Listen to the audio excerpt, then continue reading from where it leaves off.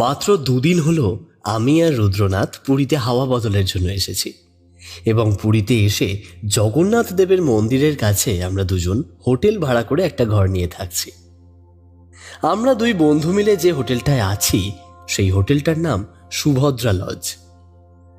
আমাদের হোটেলের ঘরটা 3 তলায়, বেশ বড়, খোলামেলা, আর আমাদের ঘরের পূর্ব দিকের জানলা দিয়ে জগন্নাথ দেবের মন্দিরটা আর পুরীর সমুদ্রটা বেশ ভালোভাবেই দেখা যায়।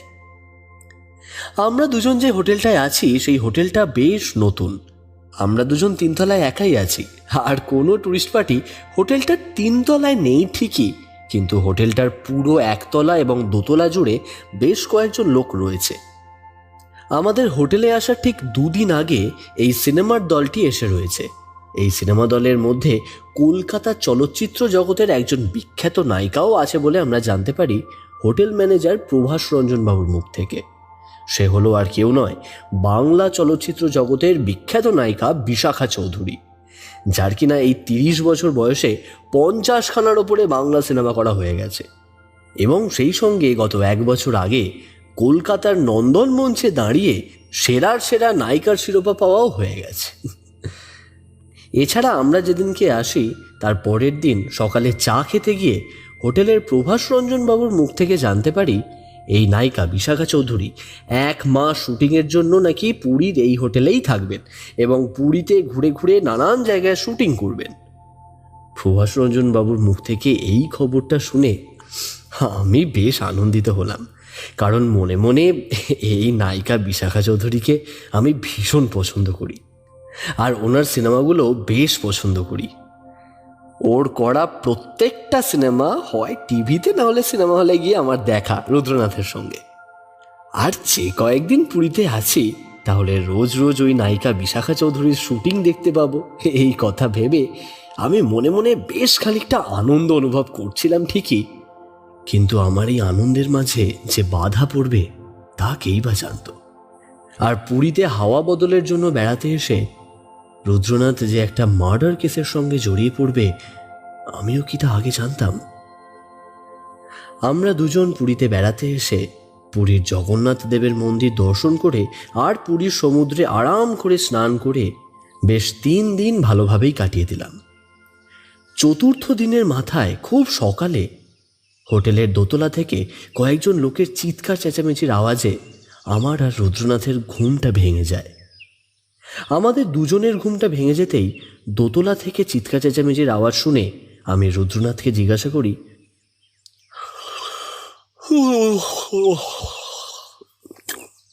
এই রুদ্রনাথ, এই হোটেলের নিচতলা থেকে এত চিৎকার চেঁচামেচির আওয়াজ কেন ভেসে আসছে বলো তো? হ্যাঁ? আমার প্রশ্ন শুনে রুদ্রনাথ বিছানা ছেড়ে উঠতে উঠতে চেয়ারের গায়ে মেলা পাঞ্জাবিটা গলাতে গলাতে বলে, চলো সুবীর, ঘরে বসে না থেকে নিচে গিয়ে দেখা যাক এত চিৎকার চেঁচামেচি হচ্ছে কেন। রুদ্রনাথ আমাকে এই কথা বলে ঘরের দরজা খুলে বাইরে বেরিয়ে যায়। ওর পিছন পিছন আমিও যাই। তারপর আমরা দুজনে নিচে নামতেই দেখি হোটেলের দোতলার পুরো করিডর জুড়ে পুলিশে পুলিশে ছয়লাভ। সেই সঙ্গে সঙ্গে শুটিং পার্টির চেঁচামেচি ও কান্নার আওয়াজ। হোটেল করিডরে অনেক পুলিশকে ঘোরাফেরা করতে দেখে আমি সিঁড়িতে দাঁড়িয়েই রুদ্রনাথের কানের কাছে মুখ নিয়ে দাঁতে দাঁত চেপে ফিসফিস করে জিজ্ঞাসা করি, এই এই রুদ্রনাথ, দোতলার করিডরে এত পুলিশ কেন? আর কি হলো বলো তো? আমার প্রশ্ন শুনে রুদ্রনাথ কোনো রকম জবাব না দিয়ে সিঁড়ি থেকে নেমে দোতলার করিডরের মাঝখানে দাঁড়ায়, সঙ্গে আমিও। তারপর আমিও রুদ্রনাথের সঙ্গে এইদিক ওইদিক চোখ ঘুরিয়ে তাকাতেই দেখি নায়িকা বিশাখা চৌধুরীর ঘরের সামনে অনেক লোক দাঁড়িয়ে, বেশিরভাগ অবশ্য শুটিং পার্টির লোক। এছাড়া আরও একটা জিনিস দেখলাম, প্রভাস রঞ্জন বাবু পুলিশের সামনে দাঁড়িয়ে হাত জোর করে কী সব যেন কথা বলছেন। আমরা দুজন হোটেল ম্যানেজার প্রভাস রঞ্জন বাবুকে দেখে ওনার দিকে এগিয়ে গেলাম এবং রুদ্রনাথ প্রভাস রঞ্জন বাবুর উদ্দেশ্যে প্রশ্ন করে ওঠে, প্রভাসবাবু, আপনার হোটেলে এত সকালে পুলিশের ভিড় কেন? কি হয়েছে কি? রুদ্রনাথকে দেখে আর ওই প্রশ্ন শুনে প্রভাস রঞ্জন বাবু রুদ্রনাথের দিকে তাকিয়ে বলে ওঠে, গোয়েন্দা মশাই, আপনি এসেছেন, দয়া করে আপনি আমাকে বাঁচান এই খুনের হাত থেকে। প্রভাস রঞ্জন বাবুর মুখ থেকে খুনের কথাটা শুনে রুদ্রনাথ জিজ্ঞাসা করে, আপনার হোটেলে খুন? কে খুন হলো আবার? রুদ্রনাথের এই প্রশ্ন শুনে প্রভাস রঞ্জন বাবু মুখ নিচু করে বলে ওঠে, কাল রাতে নায়িকা বিশাখা চৌধুরী মারা গেছে। কিভাবে প্রভাস রঞ্জন বাবু? পুলিশের ডাক্তার বলেছে যে বিষ খেয়ে মারা গেছে নায়িকা বিশাখা চৌধুরী, কিন্তু পুলিশের অনুমান আমার হোটেলের কেউ বা ওনার সঙ্গে যারা শুটিং করতে এসেছে তাদের মধ্যে কেউ এই জঘন্যতম অপরাধটা করেছে। ইতিমধ্যেই পুলিশ প্রভাস রঞ্জন বাবুর সঙ্গে আমাদের দুজনকে কথা বলতে দেখে এগিয়ে আসে। তারপর গম্ভীর গলায় জিজ্ঞাসা করে, আপনারা কে? এখানে কি দরকার? রুদ্রনাথ হাত জোড় করে নমস্কারের ভঙ্গিতে বলে ওঠে, নমস্কার স্যার, আমার নাম রুদ্রনাথ বিশ্বাস, আমি পেশায় একজন গোয়েন্দা। এই কথা বলে রুদ্রনাথ তার পকেট থেকে ভিজিটিং কার্ড বের করে পুলিশ অফিসারকে দেখাতেই সে হাসি মুখে বলে ওঠে, ও, আপনি সেই কলকাতার বুকে বিখ্যাত গোয়েন্দা ওয়ান অ্যান্ড অনলি রুদ্রনাথ বিশ্বাস, তাই তো? হ্যাঁ স্যার, আমি গোয়েন্দা রুদ্রনাথ বিশ্বাস।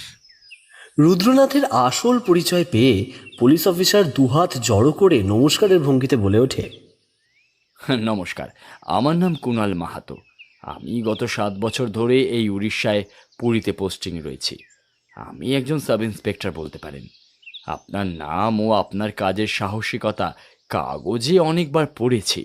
আজ সামনাসামনি আপনার সঙ্গে পরিচয় হয়ে আমার কিন্তু খুব ভালো লাগছে। এরপর কুণাল মাহাতো আমার দিকে তাকিয়ে বলে ওঠে, আহ, আপনার পাশে ইনি কে? ওনাকে তো ঠিক চিনলাম না। কুণাল মাহাতো আমার কথা বলতেই রুদ্রনাথ আমার কাঁধে হাত রেখে বলে ওঠে, ওর নাম সুবীর ঘোষ। ও পেশায় একজন লেখক আর সেই সঙ্গে আমার পার্সোনাল সেক্রেটারিও বলতে পারেন।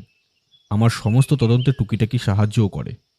রুদ্রনাথের সঙ্গে সাব ইন্সপেক্টর কুণাল মাহাতোর পরিচয় হওয়ায় আমার খুব ভালো লাগলো। এরপর রুদ্রনাথ পুলিশ ইন্সপেক্টর কুণাল মাহাতোকে বলে, আপনি যদি কিছু মনে না করেন, আমি কি তাহলে আপনার সঙ্গে নায়িকা বিশাখা চৌধুরীর মৃত্যুর রহস্যের তদন্তটা কি করতে পারি? অবশ্যই রুদ্রনাথ বাবু, আপনি আমার সঙ্গে থাকলে আমার তো বেশ সুবিধাই হবে এই তদন্তটা করতে। এরপর রুদ্রনাথ কুণাল মাহাতোকে নিয়ে নায়িকা বিশাখা চৌধুরীর ঘরে যেতে যেতে প্রশ্ন করে, আচ্ছা কুণালবাবু, নায়িকা বিশাখা চৌধুরী যে বিষ খেয়ে আত্মহত্যা করেছে, আপনি ওর ডেড বডির আশেপাশে বা ওর ঘরে কোনো ছোট কাচের শিশি পেয়েছেন নাকি? আম, না, ওর ঘর তল্লাশি করে ওর ডেড বডির আশেপাশে বা ঘরে কোনো জায়গায় ছোট কাঁচের শিশি তো আমি পাইনি।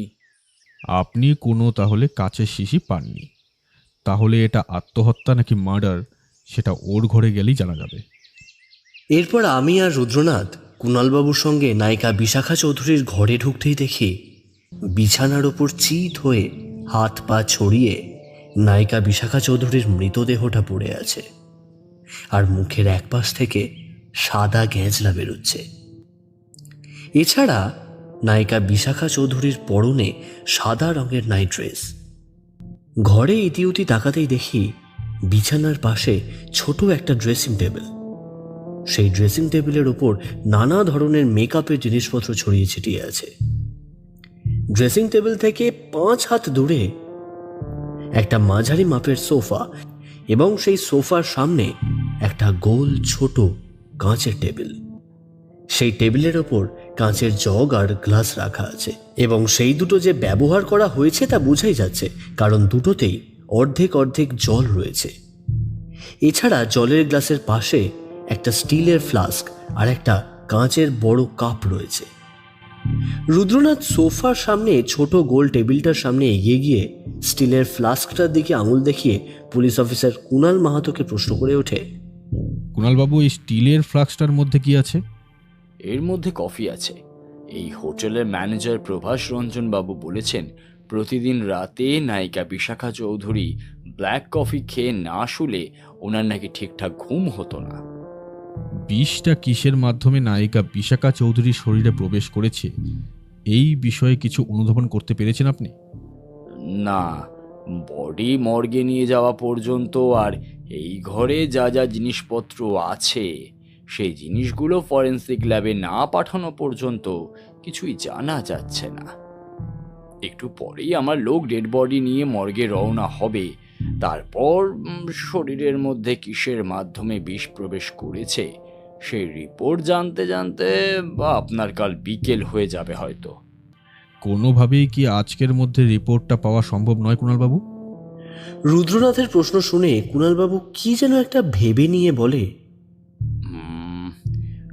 দাঁড়ান দেখছি, উনি সেলিব্রিটি মানুষ তো, আজ বিকেলের মধ্যে হয়তো রিপোর্ট পেয়ে যেতেও পারেন। আমি আর রুদ্রনাথ বিশাখা চৌধুরীর ডেড বডির সামনে এসে দাঁড়ালাম। তারপর বেশ কিছুক্ষণ ভালোভাবে রুদ্রনাথ আর আমি নায়িকা বিশাখা চৌধুরীর মৃতদেহটা দেখি। দেখার পর রুদ্রনাথ কুণাল মাহাতোকে বলে, ডেড বডি তো দেখছি পুরো নীল হয়ে গেছে, মনে হচ্ছে স্লো পয়জন করে মারা হয়েছে ধীরে ধীরে।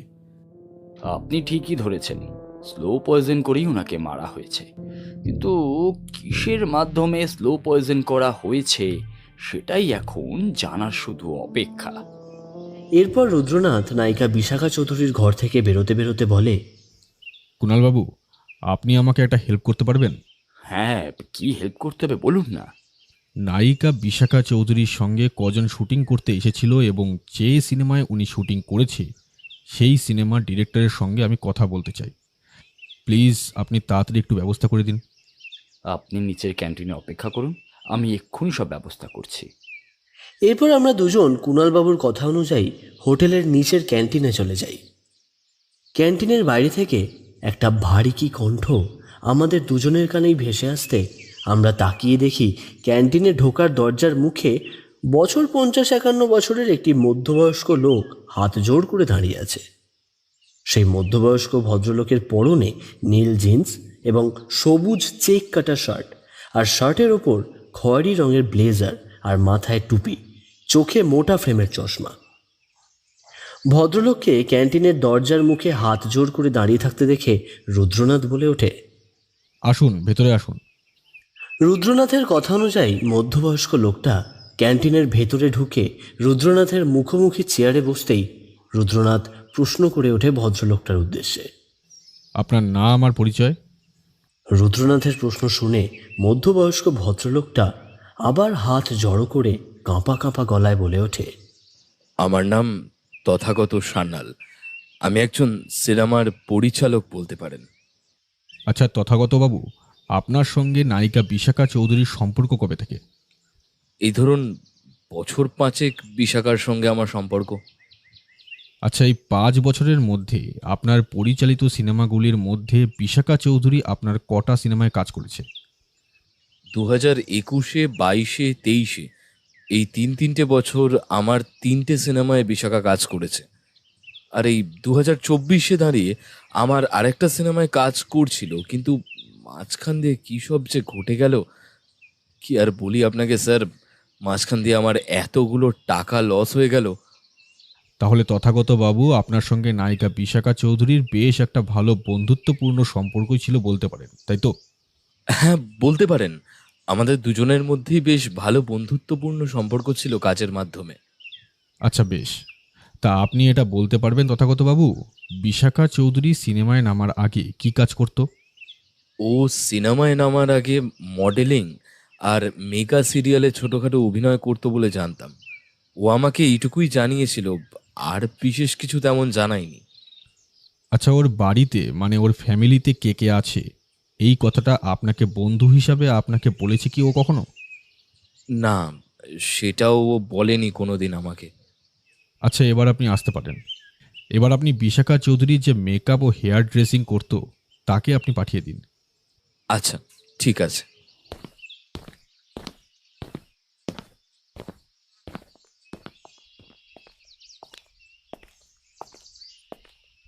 নমস্কার স্যার, আমার নাম রনিতা গুপ্ত।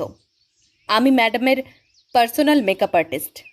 আচ্ছা রনিতা দেবী, আপনি বিশাখা চৌধুরীর কাছে কতদিন ধরে মেকআপ আর্টিস্টের কাজ করছেন?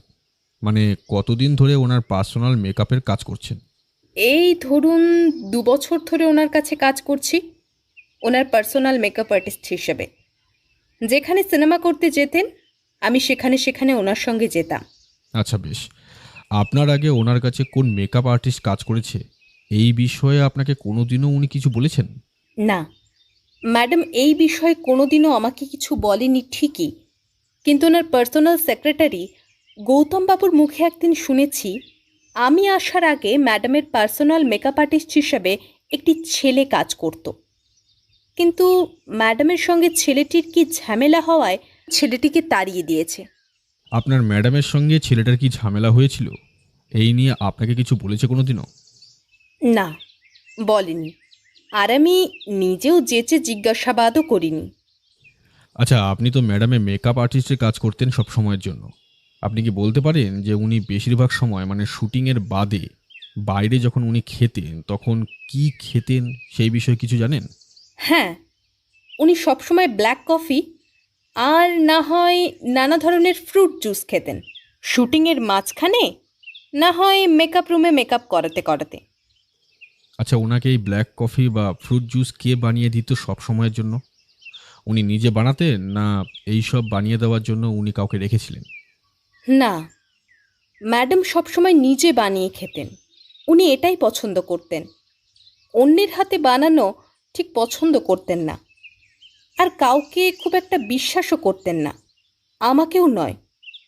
ওনার ধারণা ছিল যে ওনাকে কেউ হয়তো খাবারে বিষ মিশিয়ে মেরে ফেলতে পারে কোনো সময়। কিন্তু ইদানিংকালে এই কথা বলে রনিতা থেমে যেতেই রুদ্রনাথ বলে ওঠে, ইদানিংকালে কি? থেমে গেলেন কেন রনিতা দেবী? প্লিজ বলুন।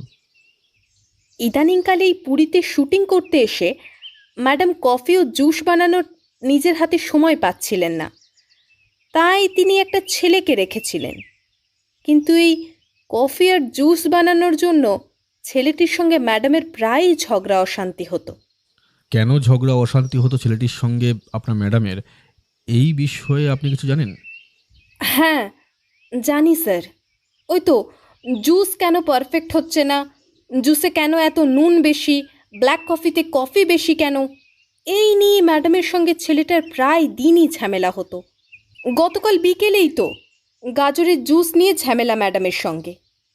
ছেলেটা ভুলবশত গাজরের জুসে মনে হয় নুন বেশি দিয়ে ফেলেছিল, আর গাজরের জুসটা খুব মিষ্টি হয়ে গিয়েছিল। সেই নিয়ে ম্যাডাম ছেলেটাকে কি আজে বাজে কথা শোনালো স্যার, আপনাকে কি আর বলবো। কারণ ম্যাডাম নিজের খাওয়া দাওয়া ও নিজের শরীরের ডায়েট ও হেলথ নিয়ে খুব সংযত ছিল।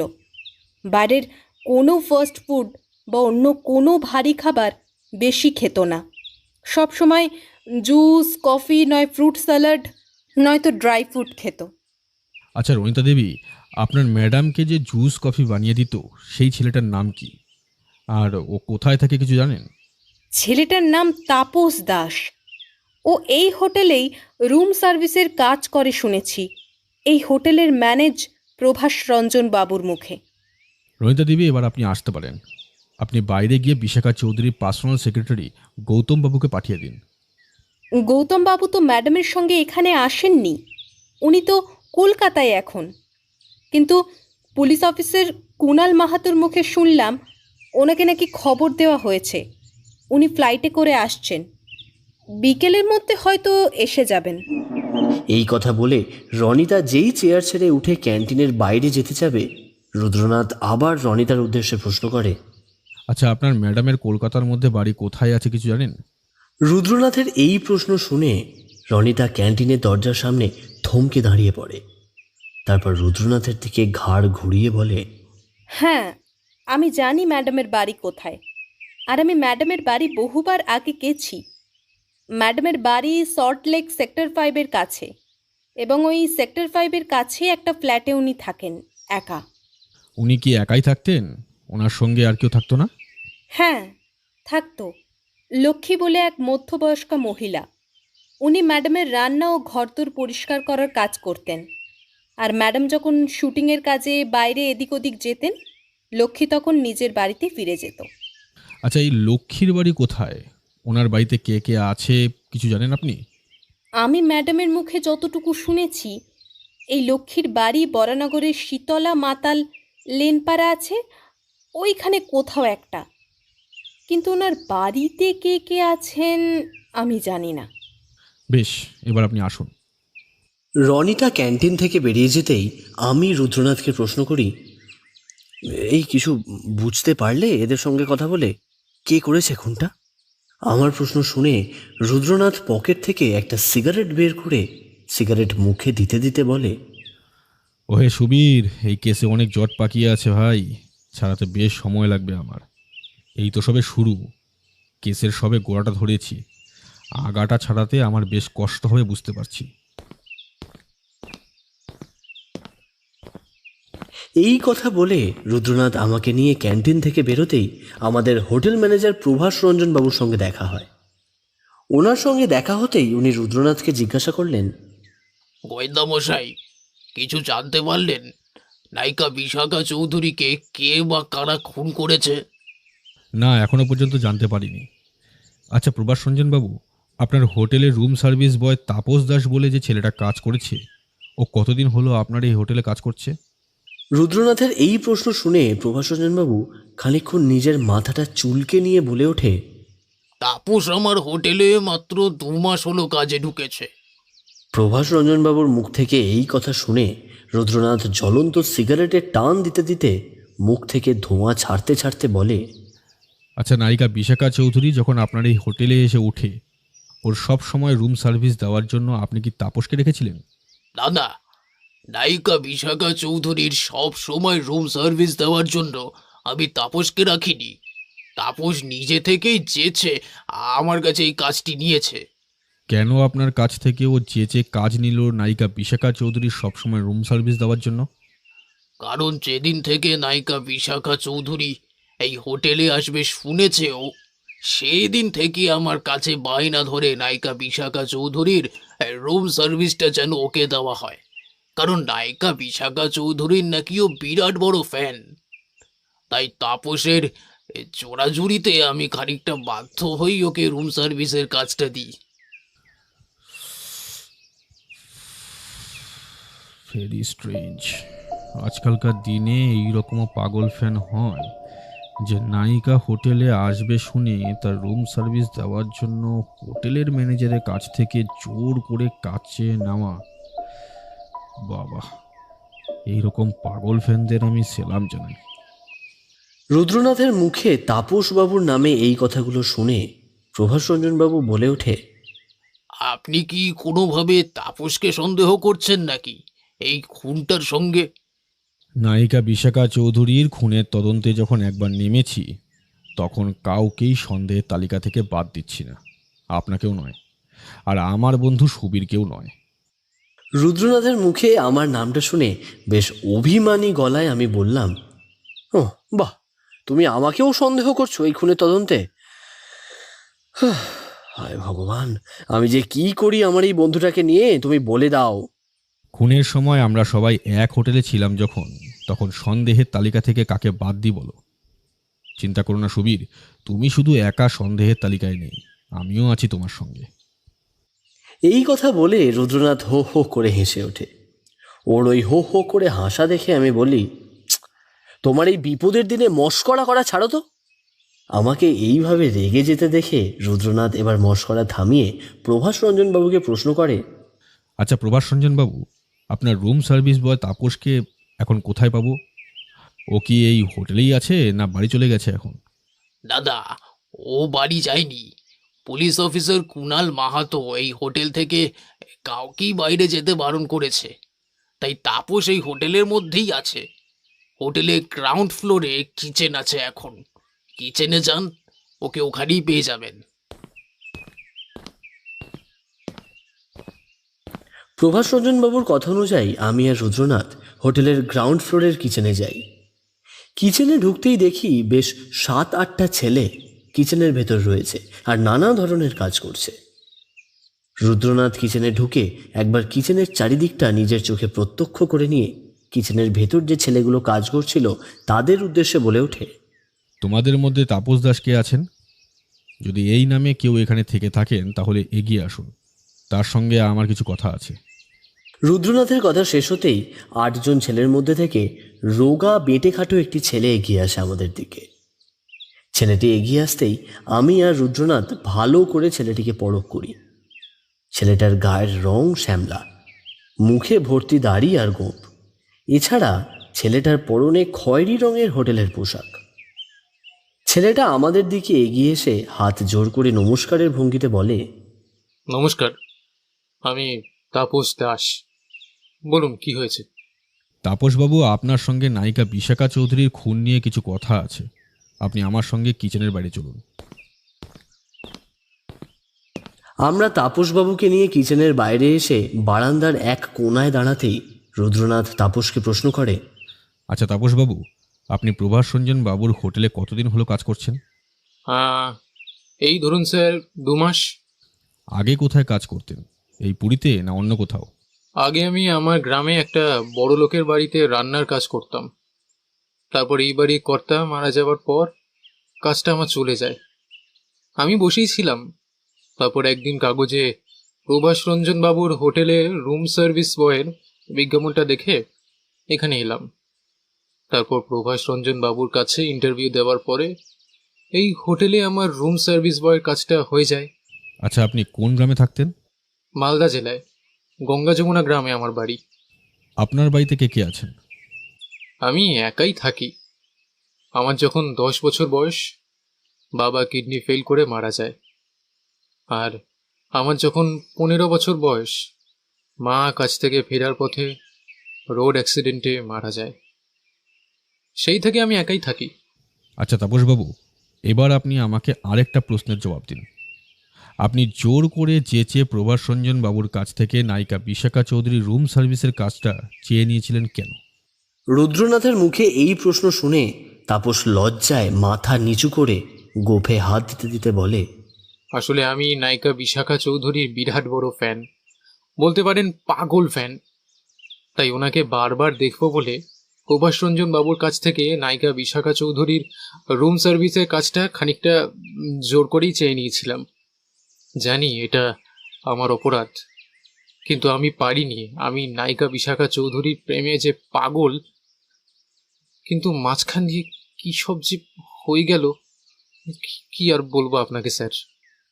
এই কথা বলে তাপসবাবু ফুপিয়ে ফুপিয়ে কাঁদতে লাগলেন। ওকে ওইভাবে কাঁদতে দেখে রুদ্রনাথ বলে ওঠে, আপনি এইভাবে কাঁদবেন না তাপসবাবু। ওনার নিয়তিতে যা লেখা ছিল তাই ঘটেছে আজ, এতে আমাদের কিছু করার নেই। এবার আপনি আমার লাস্ট প্রশ্নের জবাব দিন। আমি মেকআপ আর্টিস্ট রনিতা দেবীর মুখে শুনলাম আপনার সঙ্গে নাকি বিশাখা চৌধুরীর জুস ও কফি তৈরি করা নিয়ে খুব ঝামেলা লাগতো। আচ্ছা, কেন লাগতো একটু বলবেন? রুদ্রনাথের এই প্রশ্ন শুনে তাপসবাবু খানিকক্ষণ চুপ করে থাকে। তারপর বলে, আসলে আমি যখন নায়িকা ম্যাডামের সামনে ওনার কফি জুসগুলো বানাতাম, আমি এক দৃষ্টিতে ওনার ওই সুন্দর রূপের দিকে তাকিয়ে থাকতাম এক মনে। তাই ভুল হতো ওনার খাবার বানাতে। এবার আপনি নিজের কাজে যেতে পারেন। আমার আপনার কাছ থেকে যা জানার ছিল তা জানা হয়ে গেছে। তাপসবাবু আবার কিচেনে চলে যান। রুদ্রনাথ আমাকে নিয়ে হোটেলের ঘরে ফিরে যেতে যেতে বলে, আমার লাস্ট প্রশ্নে তাপসবাবুর উত্তরটা ঠিক আমার যুক্তিসঙ্গত ভালো লাগলো না। এর ভেতরে নিশ্চয়ই অন্য কোনো ব্যাপার আছে। আচ্ছা সুবীর, তুমি একটা জিনিস লক্ষ্য করেছো কি? তাপসবাবু যতক্ষণ আমার সঙ্গে কথা বলছিল আমি বারবার লক্ষ্য করছিলাম ওর হাতটা দাড়ি ও গোফের দিকে চলে যাচ্ছিল। হ্যাঁ রুদ্রনাথ, আমিও তোমার সঙ্গে লক্ষ্য করেছি। ও যতক্ষণ তোমার সঙ্গে কথা বলছিল ওর বাঁ হাতটা বারবার দাড়ি গোফের দিকে চলে যাচ্ছিল। কেন? কিছু একটা বারবার ঠিক করছে। আচ্ছা সুবীর, এই তাপসের দাড়ি গোফের আড়ালে অন্য কোনো মুখ বা মুখোশ লুকিয়ে নেই তো? রুদ্রনাথের এই কথা শুনে আমি কিছুই বুঝলাম না, চুপ করে রইলাম। এরপর হাতঘড়িতে বেলা 1টা বেজে গেছে দেখে আমরা দুজন আর দেরি না করে হোটেলে গিয়ে তাড়াতাড়ি স্নান খাওয়া সেরে ভাত ঘুম দিয়ে নিই। বিকেল 5:30 নাগাদ দরজায় ঠক ঠক আওয়াজ হতেই আমাদের দুজনের ঘুমটা ভেঙে যায়। আমাদের ঘুমটা ভেঙে যেতেই উঠে দেখি বাইরে বেশ অন্ধকার হয়ে এসেছে। রুদ্রনাথ বিছানা ছেড়ে উঠে ঘরের আলোটা জ্বালিয়ে দরজার দিকে এগিয়ে যায়। তারপর দরজাটা খুলতেই দেখি পুলিশ অফিসার কুণাল মাহাতো দাঁড়িয়ে আছে হাসি মুখে। রুদ্রনাথকে দরজা খুলতে দেখে কুণাল মাহাতো বলে ওঠে, ঘুমাচ্ছিলেন বুঝি? আমি মাঝখানে এসে দরজা নক করে আপনাদের ঘুমে বুঝি ডিস্টার্ব করলাম? না না, কিসের ডিস্টার্ব? আসুন ভেতরে আসুন। রুদ্রনাথের কথা শুনে কুণাল মাহাতো ঘরে আসে। তারপর রুদ্রনাথের হাতে লম্বা একটা সাদা রঙের খাম দিতেই রুদ্রনাথ সাদা খামটার দিকে তাকিয়ে বলে, এটা কিসের খাম স্যার? এই খামটার মধ্যে নায়িকা বিশাখা চৌধুরীর পোস্টমর্টম রিপোর্ট আছে। আর রুদ্রনাথ বাবু, আপনি ঠিকই ধরেছেন, ওনাকে কেউ স্লো পয়জন করে খুন করেছে, আর বিষটা কফির মাধ্যমেই পাওয়া গেছে। কুণাল মাহাতোর কথা শুনে রুদ্রনাথ খামটা খুলে তার ভেতর থেকে নায়িকা বিপাশা চৌধুরীর পোস্টমর্টেমের রিপোর্টটা বের করে আনে। বেশ কিছুক্ষণ তাতে চোখ বুলিয়ে নিয়ে আমাদের দুজনের উদ্দেশ্যে বলে ওঠে, নায়িকা বিশাখা চৌধুরীকে কফির মাধ্যমে যে বিষটা দেওয়া হয়েছে সেই বিষটার নাম ডিক্লোরভস। এটি একটি কীটনাশক স্লো পয়জন বিষ। এই বিষটার কোনো রকম রং নেই, এটি একটি ঘন বর্ণহীন তরল। এর গন্ধ খুবই মিষ্টি এবং যা সহজেই জল, শরবত, ফলের জুস ও কফির সাথে মিশে যায়। যার শরীরে এই বিষটা যাবে সে ধীরে ধীরে মৃত্যুর কোলে ঢলে পড়বে। বাচ্চা রুদ্রনাথ বাবু, যার শরীরে এই বিষটা প্রবেশ করবে, এই বিষটার মেয়াদ কতদিন, মানে এর কাজ ঠিক কতদিন চলবে? আমি এই বিষটার সম্পর্কে যত দূর বইতে পড়েছি, বিষটা খুব ধীরে ধীরে মানুষের সারা শরীরে ছড়িয়ে পড়ে। তার জন্য এর মেয়াদ 3 মাস। এই 3 মাসের মধ্যে খুব ধীরে ধীরে মানুষের সারা শরীরে বিষটা ছড়িয়ে পড়ে। তারপর বিষটার 3 মাস পর মেয়াদ ফুরিয়ে এলে মানুষ মৃত্যুর কোলে ঢলে পড়ে, যা বিশাখা চৌধুরীর বেলায়ও ঘটেছে। ওনার শরীরে 3 মাস আগে কফি বা জুসের মাধ্যমে এই বিষ প্রবেশ করেছে ওনার অজান্তে। তারপর ধীরে ধীরে এই বিষ সারা শরীরে ছড়িয়ে যায়। তারপর উনি ধীরে ধীরে মৃত্যুর কোলে ঢলে পড়েন। তাহলে এই হোটেলের কেউ ওনাকে খুন করেনি রুদ্রনাথ বাবু? না, এই হোটেলের কেউ ওনাকে খুন করেনি। খুন করেছে অন্য কেউ, কিন্তু সেটা কে আমাকে যেভাবেই হোক জানতে হবে। আসতে পারি স্যার? রুদ্রনাথের এই কথা শেষ হতেই ঘরের বাইরের থেকে একটা ভারী কি পুরুষ কণ্ঠ শোনা যেতেই আমরা 3 জন দরজার দিকে তাকিয়ে দেখি আমাদের ঘরের দরজার মুখে কালো জিন্স আর কমলা রঙের টি শার্ট পরে বছর 40-41-এর এক মধ্যবয়স্ক ভদ্রলোক দাঁড়িয়ে আছে। মধ্যবয়স্ক ভদ্রলোকটিকে দরজার সামনে দাঁড়িয়ে থাকতে দেখে রুদ্রনাথ জিজ্ঞাসা করে, আপনার নাম আর পরিচয়? রুদ্রনাথের মুখে এই প্রশ্ন শুনে মধ্যবয়স্ক ভদ্রলোক 2 হাত জড়ো করে নমস্কারের ভঙ্গিতে বলে ওঠে, আমার নাম গৌতম মল্লিক, আমি বিশাখা ম্যাডামের পার্সোনাল সেক্রেটারি। আসুন, ভেতরে আসুন। বসুন বসুন, এই চেয়ারে বসুন। রুদ্রনাথের কথা অনুযায়ী গৌতমবাবু চেয়ারে বসতেই রুদ্রনাথ প্রশ্ন করে, আচ্ছা গৌতমবাবু, আপনি বিশাখা চৌধুরীর পার্সোনাল সেক্রেটারি হিসাবে কতদিন হলো কাজ করছেন? ম্যাডামের ওইখানেই আমি 4.5 বছর হলো কাজ করছি। আপনার ম্যাডাম মানুষ হিসাবে কেমন ছিলেন? ম্যাডাম মানুষ হিসাবে খুবই ভালো ছিলেন। মাসের প্রথমেই আমার মাইনেটাও দিয়ে দিতেন, আবার পুজোয় মাইনের সঙ্গে বোনাস দিতেন। সেই সঙ্গে আমার স্ত্রী ও মেয়ের জন্য জামা কাপড়ও কিনে দিতেন। মেয়ের জ্বর বা স্ত্রীর কিছু অসুখ হয়েছে শুনলে সবসময় টাকা পয়সা দিয়ে হেল্প করতেন আমার পরিবারকে। বলতে পারেন ওনার দয়াতেই আমার গোটা সংসারটাই চলতো। গৌতম মল্লিকের মুখ থেকে বিশাখা চৌধুরীর প্রশংসা শুনতে আমার বেশ ভালোই লাগলো। আর আমি মনে মনে বলে উঠলাম, এইরকম ভালো মানুষ তো আজকালকার দিনে পাওয়াই যায় না। আমি যখন মনে মনে এই কথা ভাবছি, রুদ্রনাথ আবার গৌতমবাবুকে প্রশ্ন করে ওঠে, আচ্ছা গৌতমবাবু, বিশাখা ম্যাডাম সল্টলেকে যে ফ্ল্যাটে থাকতো, সেই ফ্ল্যাটে উনি ছাড়া আর কে থাকতেন? আমি যে কবার কাজের সূত্রে ওনার ফ্ল্যাটে গেছি, ওনাকে একাই ওই ফ্ল্যাটে থাকতে দেখেছি। এছাড়া একটা রান্না করার বউ থাকতো সব সময়ের জন্য, তার নাম লক্ষ্মী। এছাড়া ওনার ফ্ল্যাটে ওনার আত্মীয় স্বজন বা শুটিংয়ের কোনো লোককে আসতে দিত না ঠিকই, কিন্তু উনি প্রত্যেক মাসে কাকে যেন আমার হাত দিয়ে মানি অর্ডার করে টাকা পাঠাতেন। কাকে মানি অর্ডার করে পাঠাতেন কিছু জানেন এই বিষয়ে? না, ম্যাডাম কাকে টাকা পাঠাতেন আমাকে কোনোদিনও কিছু বলেননি। একবার আমি এই বিষয়ে ম্যাডামকে জিজ্ঞাসা করেছিলাম যে, ম্যাডাম আপনি প্রত্যেক মাসের শুরুতেই কাকে মানি অর্ডার করে টাকা পাঠান? আমার এই প্রশ্ন শুনে ম্যাডাম কোনো জবাবই দেননি। গৌতমবাবু, আমার এক আপনজন আছেন, আমি ওনাকেই টাকাটা পাঠাই। এর বেশি কিছুই আমাকে উনি বলেননি, আর আমি জিজ্ঞাসা করার সাহসও পাইনি আর। আচ্ছা বিশাখা ম্যাডাম আপনার হাত দিয়ে যাকে মানি অর্ডার করে পাঠাতেন, তার বাড়ির ঠিকানাটা আর নামটা কি আপনার কাছে এই মুহূর্তে আছে? কাকে পাঠাতেন তার নামটাও কোনোদিনও দেখিনি, কিন্তু ঠিকানাটা আমার মনে আছে। দাঁড়ান, আমি বলছি, বারুইপুর তাঁতিপাড়া 14/B। গৌতমবাবু ঠিকানাটা বলতেই রুদ্রনাথ তার ছোট পার্সোনাল ডায়েরিতে ঠিকানাটা লিখে নেয়। তারপর আবার প্রশ্ন করে গৌতমবাবুকে। আচ্ছা, ম্যাডামের কোনো শত্রু বা ম্যাডামের কারুর সঙ্গে অশান্তি ছিল কোনোদিনও, এই বিষয়ে আপনি কিছু জানেন গৌতমবাবু? রুদ্রনাথের এই প্রশ্ন শুনে গৌতমবাবু কিছুক্ষণ কি যেন একটা ভাবেন, তারপর বলেন, আজ থেকে 1 মাস আগে একদিন বিকেলবেলা ম্যাডামের বাড়ি গিয়েছিলাম ওনার একটা সিনেমার এগ্রিমেন্ট পেপারে সই করাতে। যখন আমি ম্যাডামের বাড়ি ডাইনিং রুমে ঢুকতে যাব, হঠাৎ ম্যাডামের বেডরুম থেকে ম্যাডামের চিৎকারের আওয়াজ শুনতে পাই।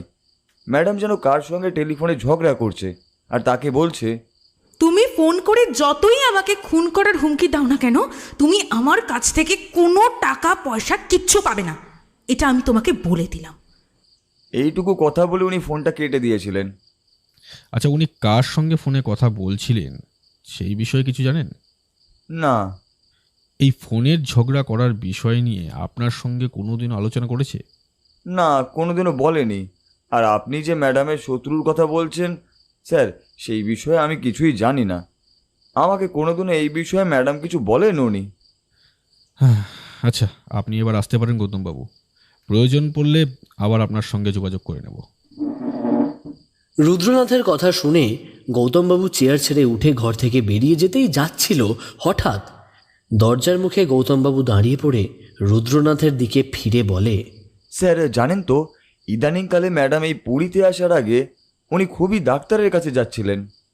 গৌতমবাবুর মুখ থেকে এই কথা শুনে রুদ্রনাথের ভুরু দুটো কুঁচকে যায় সঙ্গে সঙ্গে। তারপর বেশ উত্তেজিত কণ্ঠে জিজ্ঞাসা করে, কেন কেন গৌতমবাবু?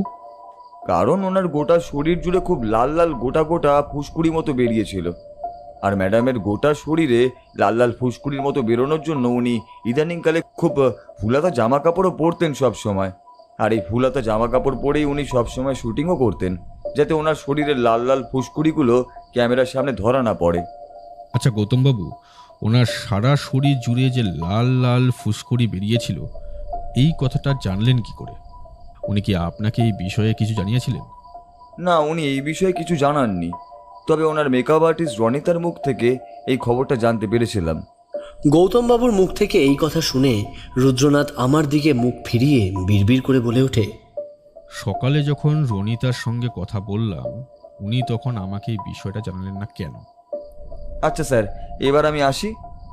গৌতমবাবুর কথা কানে যেতেই রুদ্রনাথের সম্বিত ফেরে আর বলে, হ্যাঁ, আসুন। গৌতমবাবু ঘর থেকে বেরিয়ে যেতেই রুদ্রনাথ উঠে দাঁড়ায়। তারপর আমাদের দুজনের দিকে তাকিয়ে বলে ওঠে, এই নায়িকা বিশাখা চৌধুরীর খুনকে ঘিরে অনেকগুলো প্রশ্ন উঠে আসছে কুণাল মাহাতো বাবু। কি কি প্রশ্ন রুদ্রনাথ বাবু? 1. নায়িকা বিশাখা চৌধুরী মাসের প্রথমে কাকে মানি অর্ডার করে টাকা পাঠাতেন বারুইপুরে? 2. ওনাকে ফোনের মধ্যে কে খুনের হুমকি দিত রোজ? 3. ওনাকে বিষটা দিল কে? 4.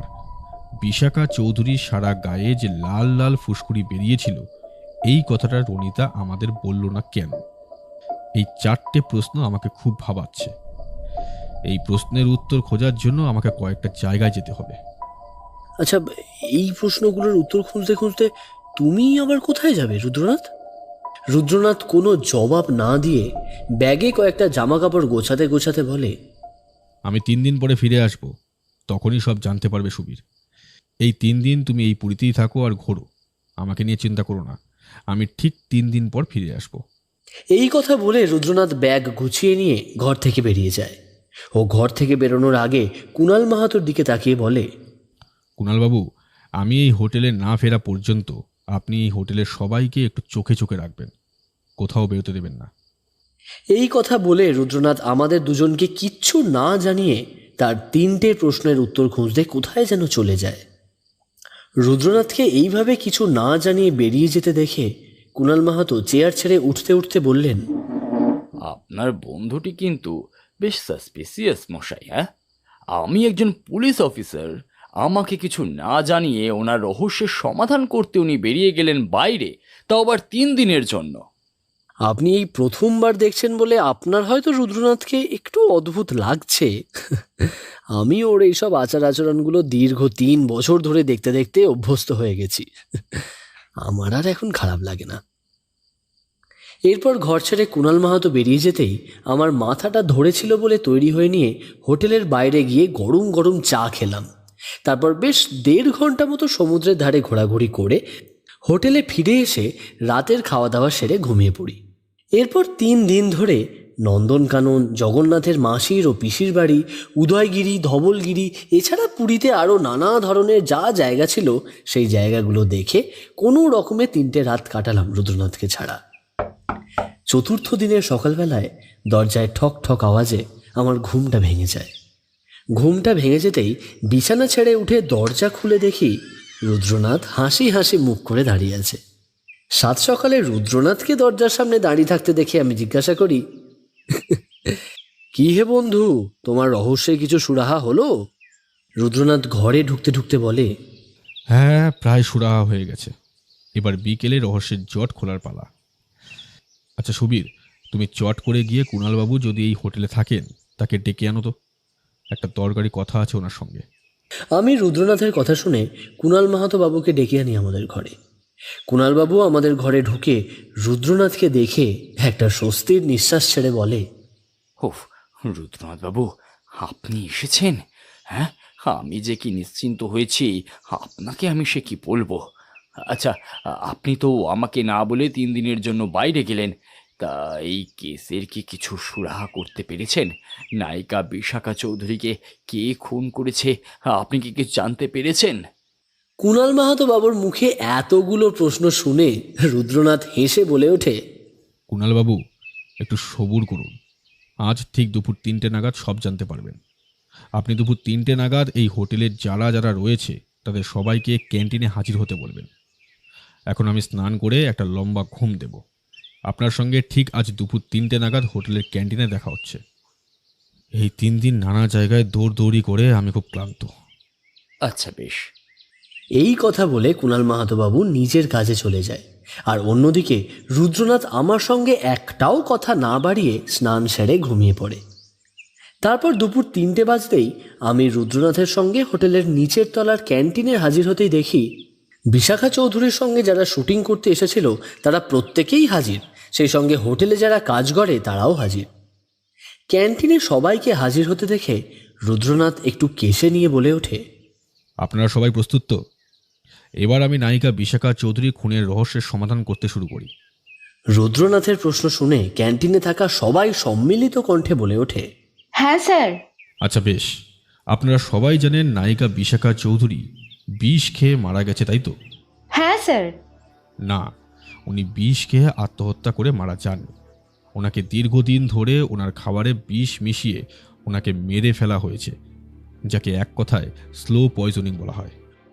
তারপর দরজার দিকে তাকিয়ে কার যেন উদ্দেশ্যে বলে ওঠে, ওনাকে ভেতরে নিয়ে আসুন। রুদ্রনাথের কথা শেষ হতে না হতেই 2 জন মহিলা পুলিশ কনস্টেবল 50-51 বছরের এক মধ্যবয়স্ক মহিলাকে 2 হাতে কড়া বেঁধে টানতে টানতে ক্যান্টিনের ভেতর নিয়ে আসে। মধ্যবয়স্ক মহিলাটাকে দেখে কুণাল মাহাতো রুদ্রনাথকে প্রশ্ন করে, এই মহিলা কে রুদ্রনাথ বাবু? ইনি হলেন লক্ষ্মী। গত 7 মাস ধরে নায়িকা বিশাখা চৌধুরীর বাড়িতে রান্নার পরিচারিকা হিসাবে কাজ করেছেন, আর নায়িকা বিশাখা চৌধুরীর অজান্তে তার খাবারে একটু একটু করে বিষ মিশিয়ে ওনাকে মৃত্যুর পথে ঠেলে দিয়েছেন। এই লক্ষ্মী দেবী যে নায়িকা বিশাখা চৌধুরীকে খুন করেছেন, এর কি কোনো প্রমাণ আপনি পেয়েছেন রুদ্রনাথ বাবু? হ্যাঁ, প্রমাণ পেয়েছি বলেই তো খুনিকে আপনার সামনে এনে হাজির করেছি। উনি শুধু একা বিশাখা চৌধুরীকে খুন করেননি, ওনার সঙ্গে আর একজনও রয়েছে এই খুনের সঙ্গে জড়িত। কে? কুণাল মাহাতোর প্রশ্ন শুনে রুদ্রনাথ ধীরে ধীরে তাপসবাবুর দিকে এগিয়ে যায়। তারপর তাপসবাবুর দিকে তাকিয়ে একটা কাষ্ঠ হাসি হেসে বলে ওঠে, মৈনাকবাবু, না আপনাকে তাপসবাবু বলে এখন ডাকবো? আপনিই বলুন তো, আপনার আসল নাম কি? রুদ্রনাথের মুখে এই কথা শুনে কুণাল মাহাতো বাবু ও হোটেলের ম্যানেজার প্রভাস রঞ্জন বাবু দুজনেরই ভুরু কুঁচকে যায়। ও দুজনেই উত্তেজিত কণ্ঠে জিজ্ঞাসা করে, রুদ্রনাথ বাবু, আপনি ওকে কি নাম ধরে ডাকছেন? ওর নাম তো তাপস দাস। কুণাল মাহাতো ও প্রভাস রঞ্জন বাবুর কথা শুনে রুদ্রনাথ তাপসবাবুর একটা হাত ধরে ক্যান্টিনের মাঝখানে টেনে এনে দাঁড় করায়। তারপর এক টানে তাপসবাবুর মুখ থেকে দাড়ি গোঁফ খুলে দিতেই আমি, কুণাল মাহাতো বাবু, প্রভাস রঞ্জন বাবু ও ক্যান্টিনে যারা দাঁড়িয়ে আছে সকলেই চমকে ওঠে তাপসবাবুর আসল রূপ দেখে। ও অন্যদিকে কুণাল মাহাতো বাবু কাঁপা কাঁপা গলায় বলে ওঠে, এ আমি কি দেখছি? এ যদি তাপস না হয় তাহলে তাহলে ইনি কে? আর ছদ্মবেশ ধারণ করিয়ে উনি এই হোটেলে কি করতে এসেছেন? আচ্ছা, আপনি কি আপনার আসল নামটা বলবেন সবার সামনে, না আমি আপনার আসল নামটা সবার সামনে এক্সপ্রেস করব? রুদ্রনাথের কড়া হুমকি শুনে তাপসবাবু ওরফে মৈনাকবাবু মুখ নিচু করে বলে ওঠে, আগে আমার নাম মৈনাক ভাদুরী। আপনার আসল নাম যদি মৈনাক ভাদুরী হয় তাহলে আপনি তাপস দাস এই ছদ্মনাম ব্যবহার করে আর দাড়ি গোঁফ লাগিয়ে ছদ্মবেশ ধারণ করে এই হোটেলে কি মতলবে ঢুকেছেন? আপনি আমাকে খোলসা করে বলুন তো। কুণালবাবু, মৈনাকবাবু আপনাকে কি বলবে ওর মতলবের কথা? আমি সবটা খুলে বলছি। ওর মতলবের কথা, ও কী জন্য এই হোটেলে ঢুকেছে, আর ওর আসল পরিচয় আমি কি করে খুঁজে পেলাম, আমি আপনাকে সবটা খুলে বলছি, শুনুন। এই কথা বলে রুদ্রনাথ ধীরে ধীরে তার রহস্যের উদ্ঘাটন করতে শুরু করে আমাদের সবার সামনে। কুণালবাবু, আপনার মনে আছে 3 দিন আগে নায়িকা বিশাখা চৌধুরীর পার্সোনাল সেক্রেটারি গৌতম বাবুর থেকে আমি একটা ঠিকানা নিয়েছিলাম? হ্যাঁ, ওটা একটা বারুইপুরে বাড়ির ঠিকানা ছিল, যে ঠিকানায় প্রত্যেক মাসের শুরুতে নায়িকা বিশাখা চৌধুরী মানি অর্ডার করে টাকা পাঠাতেন। আমি গৌতম বাবুর থেকে বারুইপুরের ঠিকানাটা নিয়ে সেই দিন রাতে পুরী স্টেশনে গিয়ে কলকাতা ট্রেন ধরে কলকাতায় চলে যাই। পরদিন ভোরবেলায় কলকাতায় পৌঁছে সোজা ট্যাক্সি ধরে বারুইপুরে যাই। বারুইপুরে পৌঁছে গৌতমবাবুর ঠিকানা অনুযায়ী সেই বাড়িতে যাই, আর সেই বাড়িতে গিয়ে জানতে পারি নায়িকা বিশাখা ম্যাডাম প্রত্যেক মাসের শুরুতে যাকে ওই ঠিকানায় টাকা পাঠাতেন সে আর কেউ নয়, বিশাখা চৌধুরীর মা আর বাবা। এবং আমি বারুইপুরে গিয়ে বিশাখা চৌধুরীর মা বাবার কাছ থেকে আর ওদের বাড়ির তল্লাশি করে বিশাখা চৌধুরীর অতীত সম্পর্কে অনেক কিছু জানতে পারি। বিশাখা চৌধুরীর বারুইপুরে বাড়িতে গিয়ে বিশাখা চৌধুরী যে ঘরে থাকতেন সেই ঘর তল্লাশি করে আমি কিছু প্রেমপত্র আর কিছু ছবি পাই। নায়িকা বিশাখা চৌধুরী কাকে প্রেমপত্র লিখতেন?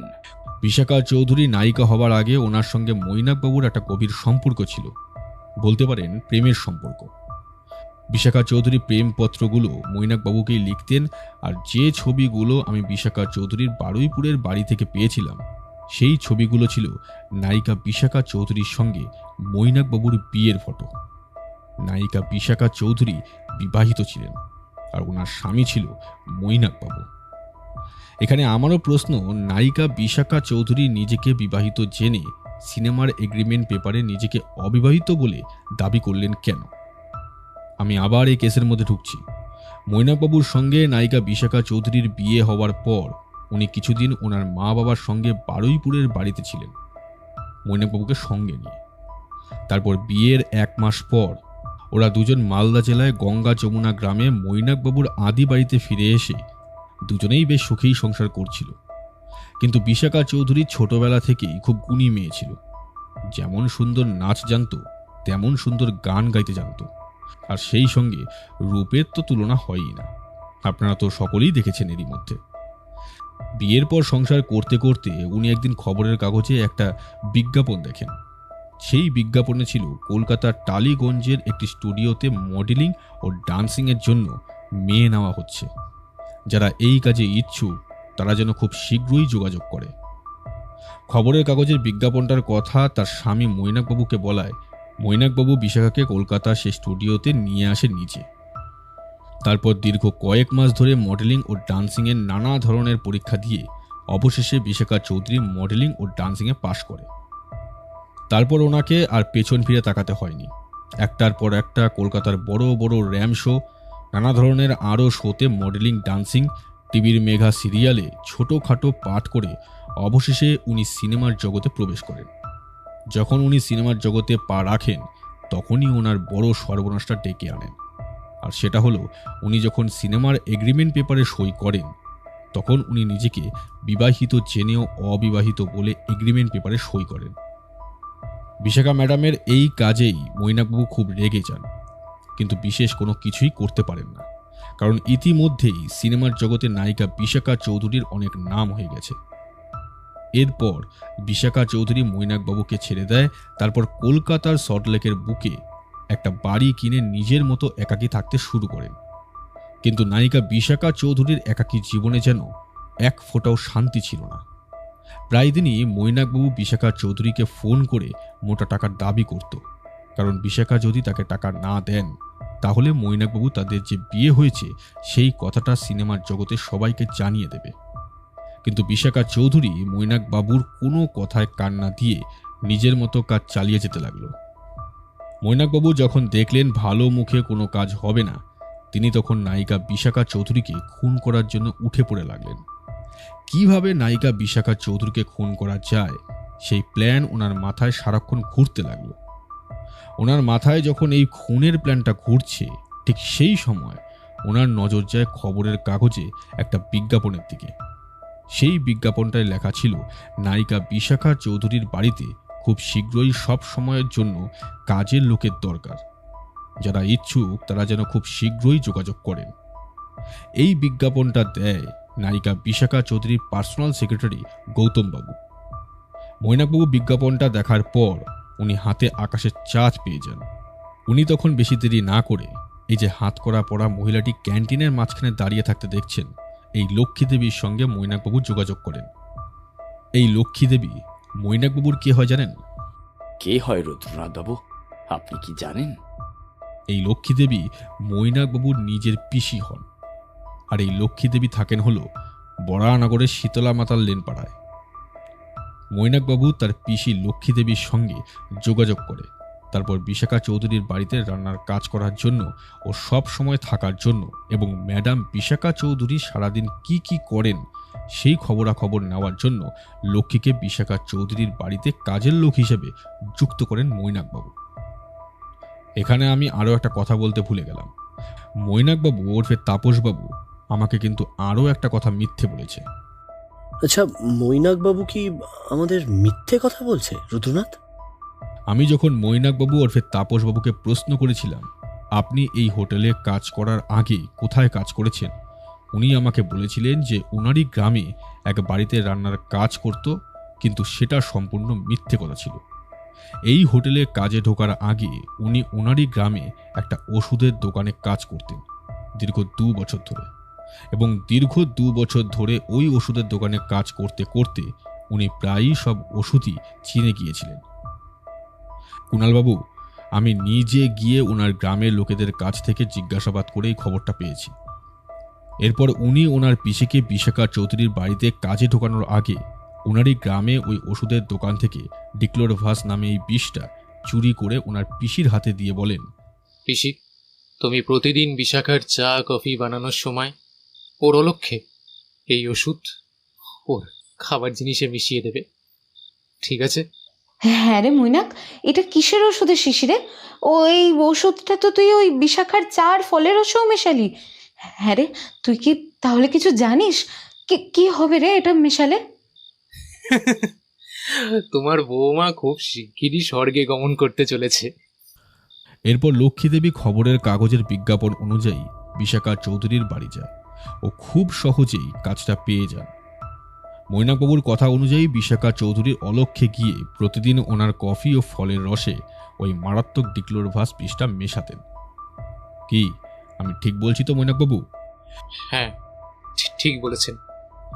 এখানেই কিন্তু আমার গল্প শেষ নয় কুণালবাবু, আরও গল্প আছে। আরও গল্প? তা কি গল্প বলুন, আমিও শুনি।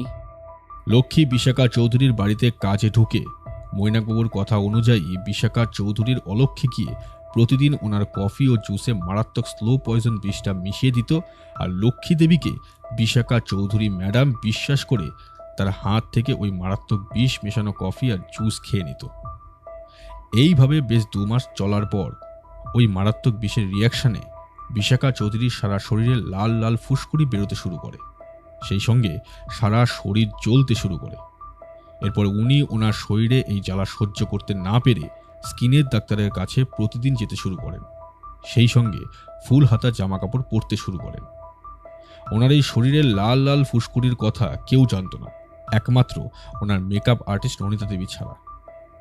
কারণ এই খবরটা সবাইকে বলতে বারণ করেছিলেন রনিতাকে, তাই রনিতা কাউকে এই খবরটা জানায়নি। কিন্তু রনিতা একবার হয়তো ভুলবশত মুখ ফুসকে গৌতমবাবুকে এই খবরটা বলে ফেলেছিলেন, তাই গৌতমবাবু খবরটা জানতে পেরেছিলেন। এছাড়া বিশাখা চৌধুরীর শরীরের ফুসকুড়ির খবরটা ওনার মা বাবাও জানত না। উনি সবার কাছ থেকে এই খবরটা চেপে গিয়েছিলেন ওনার মান সম্মান বাঁচানোর জন্য। বিশাখা চৌধুরী অসুস্থ থাকাকালীন ইতিমধ্যেই ওনার সিনেমার শুটিং পড়ে পুরীতে। এই খবরটা লক্ষ্মী জানতে পেরে মৈনাকবাবুকে দেয়।